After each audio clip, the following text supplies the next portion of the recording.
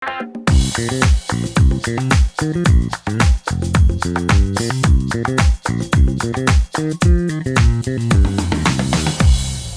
up, Colorado Realtors? Welcome to another edition of Legal Bites.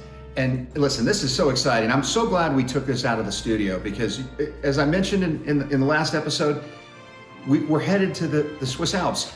And listen, I got some cheese here, and this is how we know that I'm in the Swiss Alps, because this is something you can only get in Switzerland, Lucerne specifically. It's delicious, really, really good Swiss cheese. We can't get this kind of stuff in America. On this edition of Legal Bites, I'm going to be talking about something that's been coming up an awful lot on the hotline lately, and that is when a broker's leaving a brokerage firm.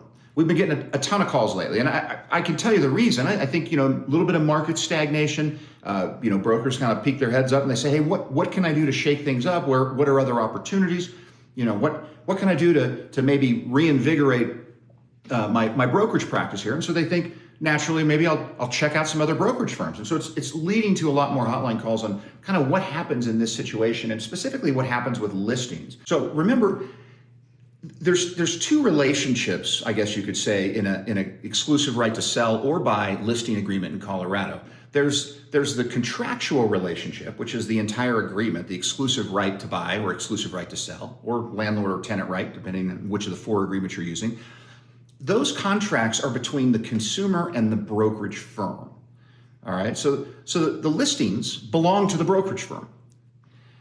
And then within the listing agreements, we have another designated brokerage relationship. And that's where you identify on the first page of the listing agreement, the brokerage relationship. And that brokerage relationship exists between the individual broker associate within that brokerage firm and the consumer. All right. And so understanding that distinction is super important. And remember, when a broker's leaving a brokerage office, the brokerage firm and the individual broker associate, or the designated broker, they don't always have the same desires. Okay? But at the end of the day, because the contractual relationship exists between the brokerage firm, the discussion really has to start there.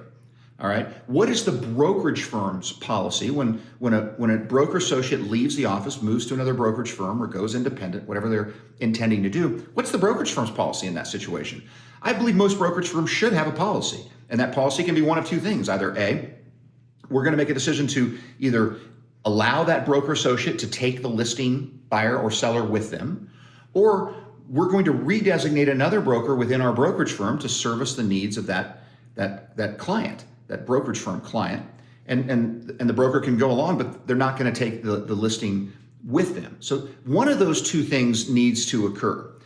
So if they're going to release it to the new brokerage firm, which to my mind, that's a pretty good policy, because remember, the buyer or seller who's been working along with this designated broker who's now leaving, that's who their point of contact has been. That's who their exclusive engagement has really been through. It hasn't been with the nameless, faceless brokerage firm or any other broker associate within that office. And so path of least resistance as far as the consumer goes, I feel often is to allow the broker associate who's leaving the brokerage firm to take that brokerage relationship with them. Doesn't have to be the case, but to my mind, that's the path of least resistance in many ways.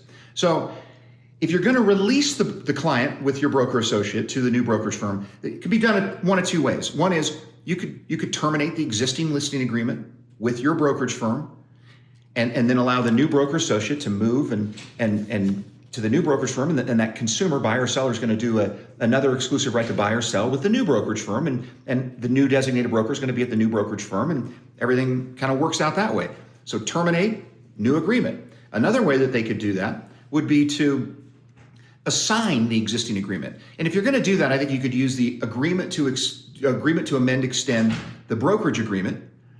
And basically, you kind of create an assignment out of that. So there's going to be three parties to that agreement. One of the parties is going to be the old brokerage firm. They're going to be the assignor.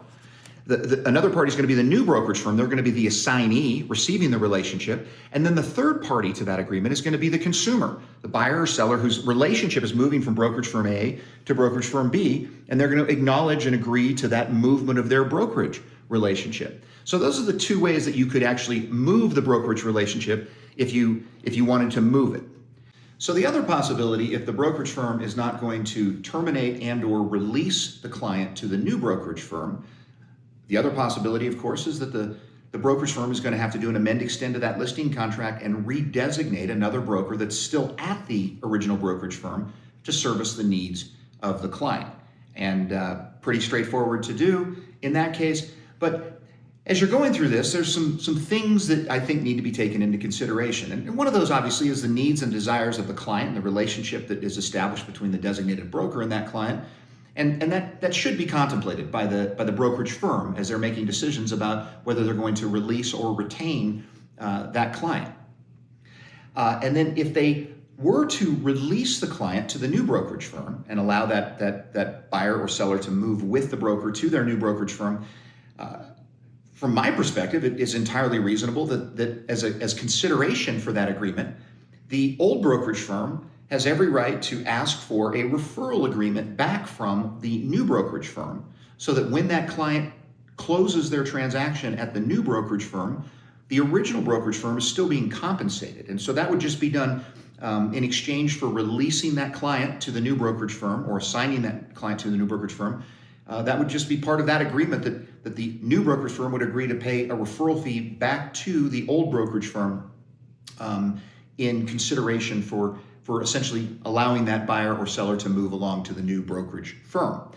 And then similarly, on the other side of that coin would be if the old brokerage firm retains that client and redesignates another broker within the brokerage firm to handle that business, then they certainly have every right to pay their old broker who's now at a new brokerage firm because of the brokerage services that were performed at that old company. So to the extent that you're at near the end of a transaction or very near closing, and that broker who's left has earned the majority or all of their fee, then even if it closes at the old brokerage firm, then they could still pay a commission, not a referral fee, but a commission to their old broker for the services that were performed prior to their departure. So either one of those works and everybody can be made whole, but I do think it's sort of paramount for everybody in the discussion to have the consumer element or the consumer input and what some of their desires are. So anyhow, I hope this helps. I again know that I've been getting a ton of new questions on this particular issue, and I think it's